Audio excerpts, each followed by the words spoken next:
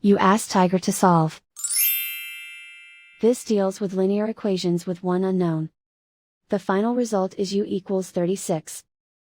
Let's solve it step by step. Simplify the expression. Group like terms.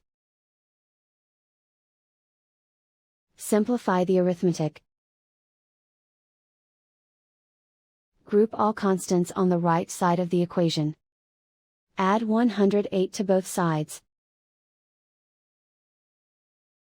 Simplify the arithmetic.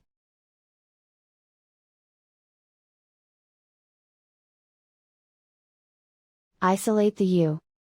Divide both sides by 8. Simplify the fraction.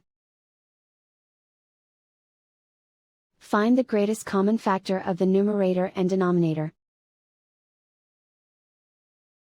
Factor out and cancel the greatest common factor. And so the final result is u equals 36.